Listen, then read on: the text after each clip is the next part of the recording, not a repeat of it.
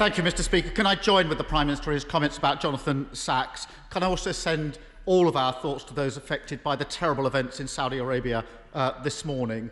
Can I welcome the victory of President-elect Biden and Vice President-elect Harris, a new era of decency, integrity and compassion in the White House? And can I also welcome the fantastic news about a possible breakthrough in the vaccine? It's early days, but this will give hope to millions of people that there's light at the end of the tunnel. Mr. Speaker, today is Armistice Day, and I'm sure the whole House will join me in praising the remarkable work of the veterans' charities such as Help for Heroes and the Royal British Legion. Like many other charities, Help for Heroes has seen significant drop in its funding during this pandemic, and they're now having to take very difficult decisions about redundancies and keeping open recovery centres for veterans. So can the Prime Minister commit today that the government will do whatever it can to make sure our armed force charities have the support that they need so that they can carry on supporting our veterans? Prime Minister.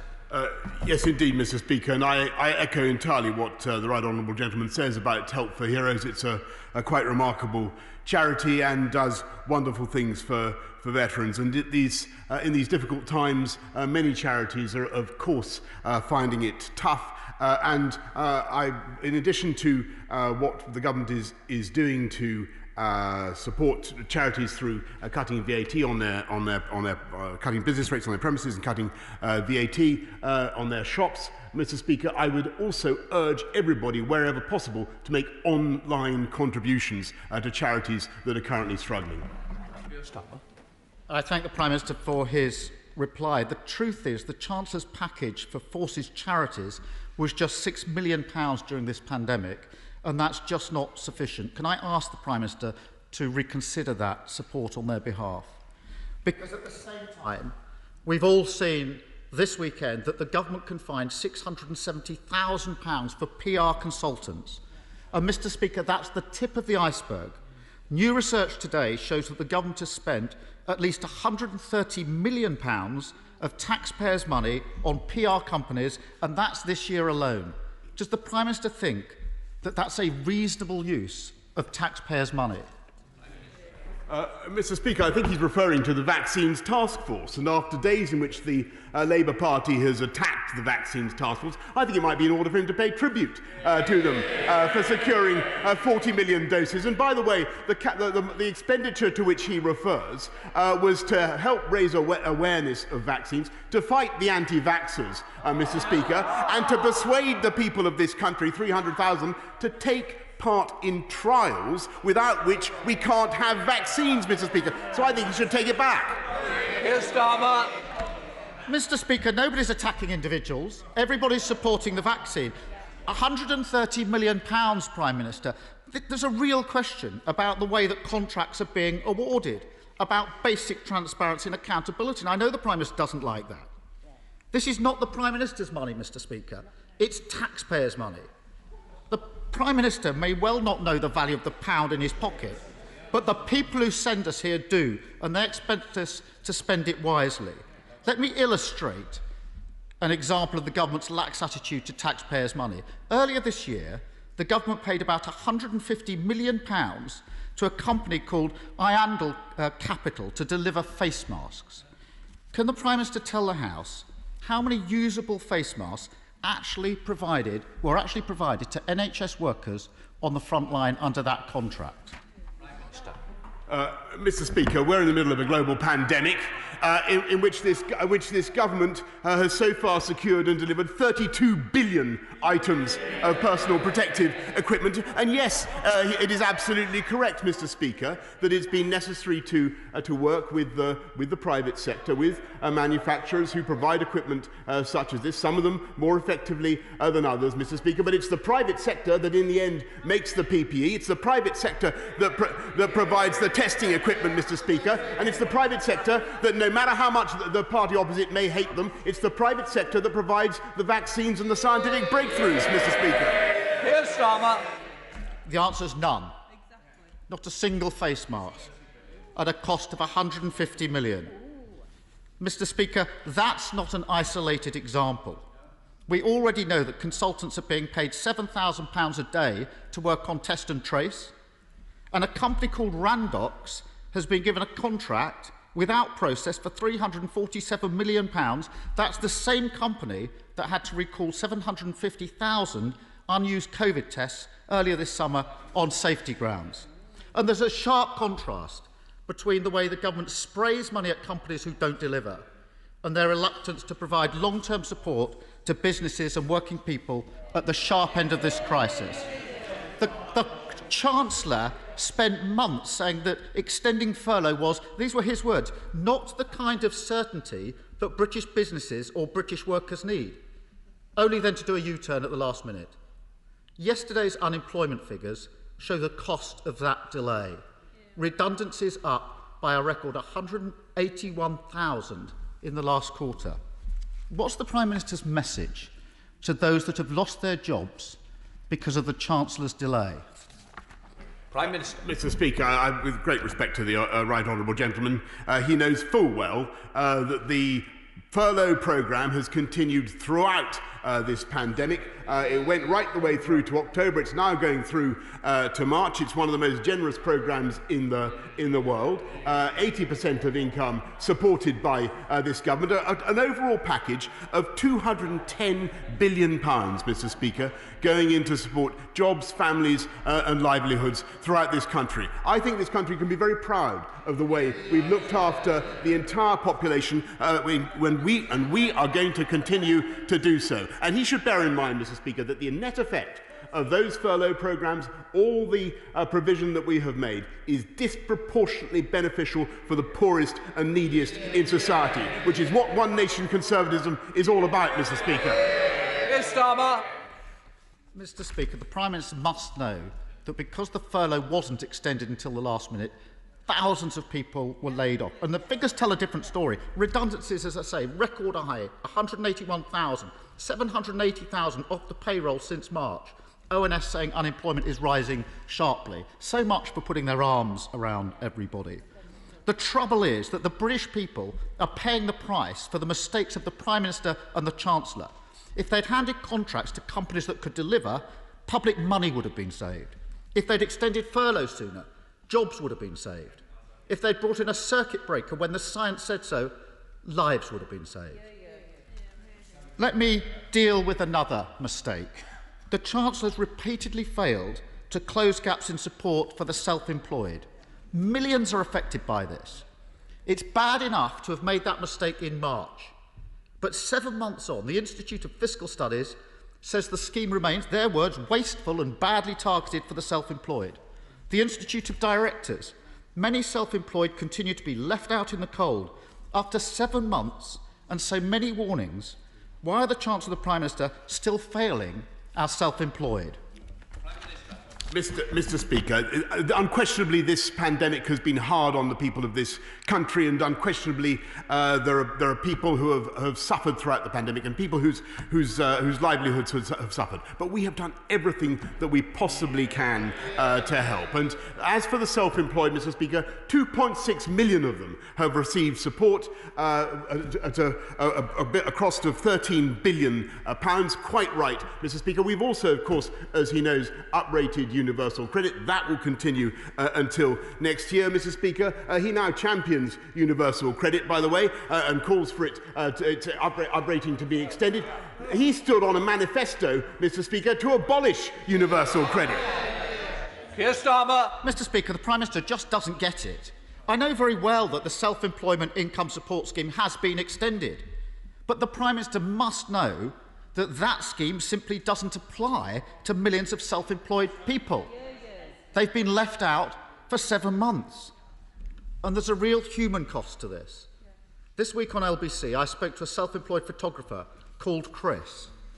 He said to me, our industry's been devastated. There's 3 million of us that have fallen through the cracks. Our businesses are falling, absolutely falling, and crashing each day. He asked me to raise that with the Chancellor. I'll do the next best thing. What would the Prime Minister say to Chris and millions like him who are desperately waiting for the Chancellor to address this injustice? Prime Minister. Mr. Speaker, what I would say to Chris and what I say to the right honourable gentleman and to the whole country is the best way to get his job working again, the best way to get this country back on its feet is to continue on the path that we are of driving the virus down. And I'm grateful to the people. This is a week, Mr. Speaker, since we entered into the tough autumn measures that we're now in. I'm grateful to the people of this country for the sacrifices that they're making. And I'm particularly grateful to the people of Liverpool and elsewhere who are now taking part, tens of thousands of people in Liverpool, taking part in the mass testing work that's going on there. And it's fantastic news that we now have the realistic prospect of a vaccine, Mr. Speaker. But science has given us two big boxing gloves, as it were, with which to pummel this virus, but neither of them is capable of delivering a knockout blow on its own. And that's why this country needs to continue to work hard to keep discipline and to observe the measures that we've put in. And I'm grateful to the party opposite, grateful for the support that they're now giving for those measures. That is the way to do it, Mr. Speaker. Hands, face, space, follow the guidance, protect the NHS and save lives. Let's head to Tewkesbury with Lawrence Robertson. Lawrence Robertson. Thank you, Mr. Speaker. As we and all countries across the world tackle the pandemic, is it not right that we also have to secure our post-EU future? And aren't we doing that by securing help for our rural communities and indeed securing our borders? Prime Minister.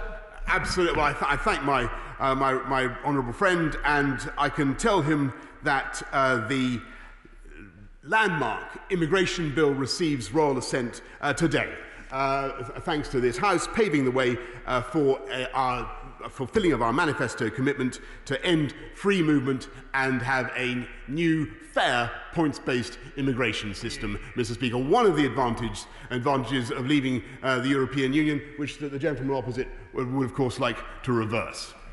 Let's head up to Scotland to the leader of the SNP, Ian Blackford. Ian Blackford. Thank you, Mr. Speaker. And can I associate myself with the remarks of the Prime Minister on the death of Rabbi Jonathan Sacks? And of course, this being Armistice Day, that we commemorate the day 102 years ago in the 11th hour of the 11th month when the guns fell silent, and all those that have paid the ultimate sacrifice in conflict since then. And of course, I would wish to send our best wishes to Joe Biden and Kamala Harris in winning the election in North America, and look forward to the leadership that they will show on issues of climate change and the issue of fighting back against COVID, amongst other things. Mr. Speaker, the Office of National Statistics figures published yesterday demonstrate what the SNP have been warning about for months, that the UK faces a growing Tory unemployment crisis. It is now beyond doubt that the Chancellor's last-minute furlough U-turn came far too late for thousands who've already lost their jobs as a result of Tory cuts and delays and the dither that took place. UK unemployment has now risen to 4.8%. Redundancies are at a record high, and nearly 800,000 fewer people are in employment. To support those who have lost their incomes, will the Prime Minister now commit to make the £20 uplift to universal credit permanent and extend it to legacy benefits so that no one, Prime Minister, is left behind? Prime Minister. Well, Mr. Speaker, I'm delighted that the right honourable gentleman, the leader of Scottish Nationalists, is now supporting universal credit because he was opposed to it at the last election. Yes, of course, that uplifting continues, Mr. Speaker, until March, and I'm delighted to say that the furlough scheme is being extended right the way through to March as well, and that will support people across our whole United Kingdom, protecting jobs and livelihoods across the whole UK in exactly the way that he and I would both want. Right, let's return to Ian Blackford. Ian Blackford. Thank you, Mr. Speaker. You know, can I respectfully say to the Prime Minister, the idea is that the Prime Minister tries to answer the question that's been put to him, and it is shameful that the Prime Minister still refuses to give a commitment to the uprating of the £20 to universal credit. And the SNP will continue to demand a permanent U-turn on Tory plans to cut universal credit. Mr. Speaker, another group who've been left behind by this Prime Minister are the 3 million people who have been completely excluded from UK government support. Since the start of this crisis, the Prime Minister has repeatedly refused to lift a finger to help these families. Can I say to him, in the run-up to Christmas, the forgotten millions will be amongst those who are struggling to get by and worried about their future? So can I ask the Prime Minister, will he finally fix the serious gaps in his support schemes to help the excluded, or will he make it a bitter winter for millions of families across the United Kingdom? Prime Minister.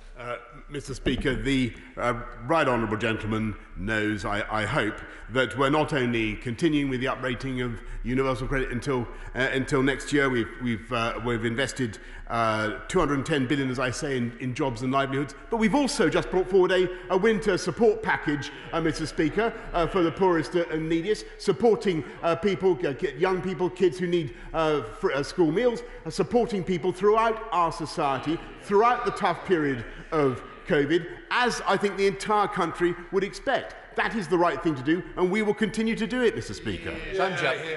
Thank you, Mr. Speaker. As we continue to protect the NHS to help save lives, regional airports are playing a critical role delivering medical supplies and equipment across the UK. Yet, at Exeter Airport in my constituency of East Devon, overall passenger numbers are at some 5% of normal. Regional airports are facing multi-billion-pound business rates bills and are asking for a payment holiday similar to businesses in retail and hospitality, including supermarket giants. What assurances can my right honourable friend give East Devon's aircraft engineers, cabin crew and pilots that the government will look to temporarily scrap business rates so our regional airports can keep the country connected throughout this pandemic? Prime Minister.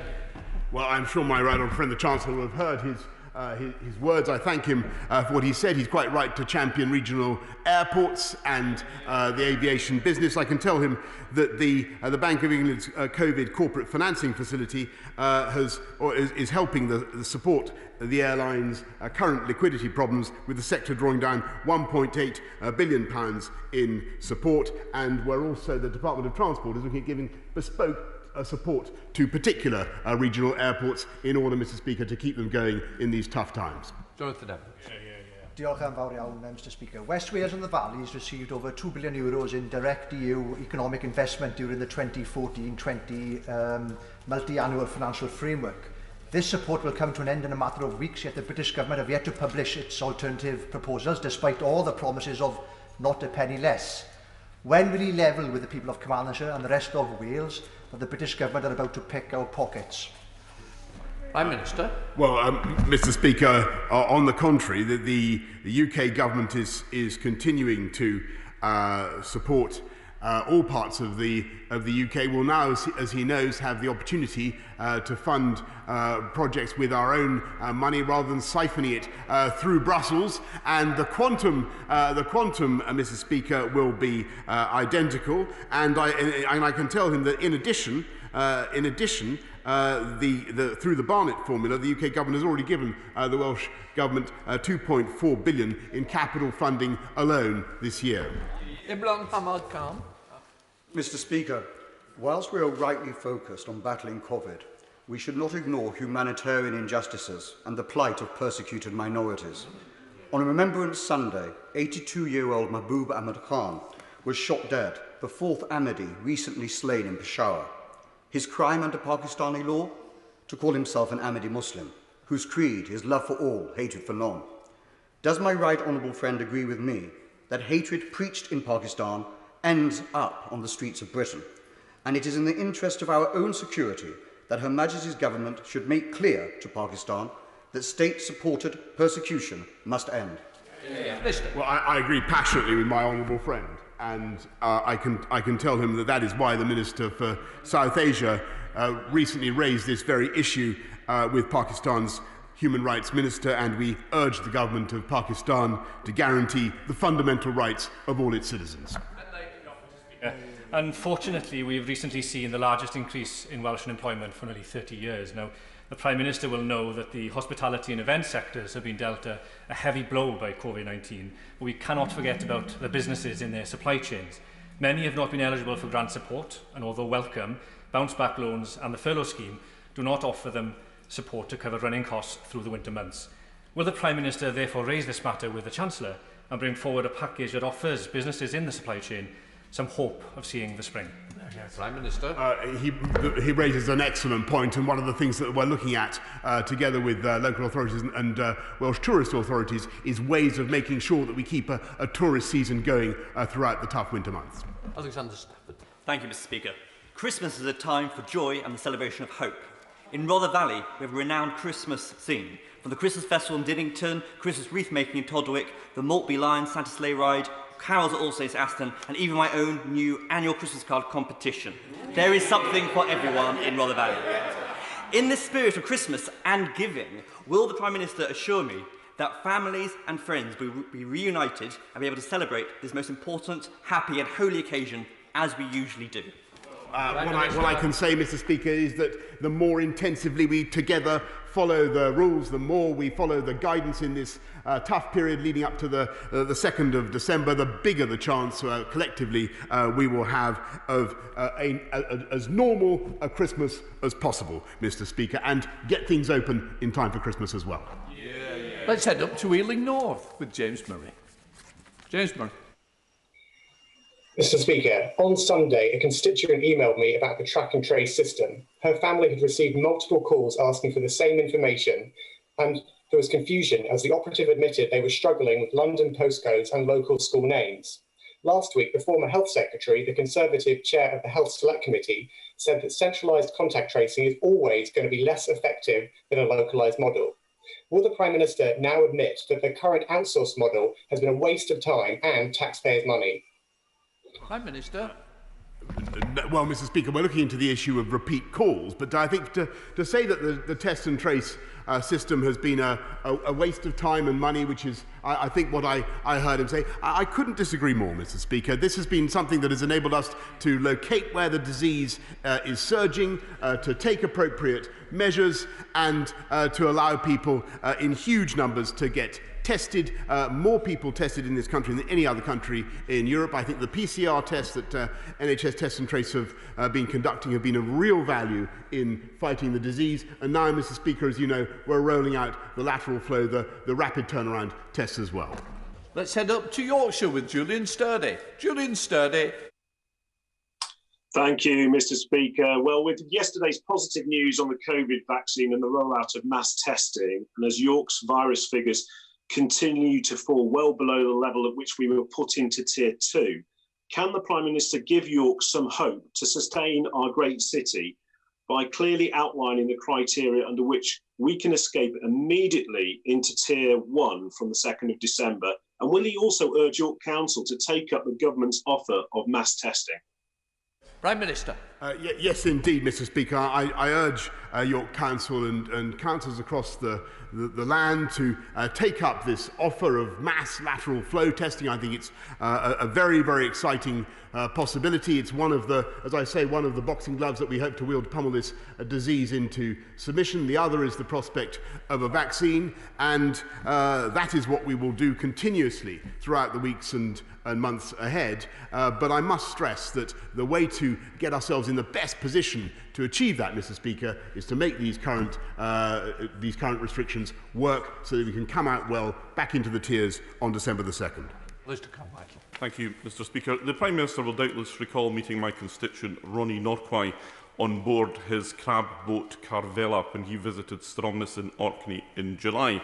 I know that Mr Norquay told the Prime Minister about the problems caused by the Migration Advisory Committee classing deckhands as unskilled labour.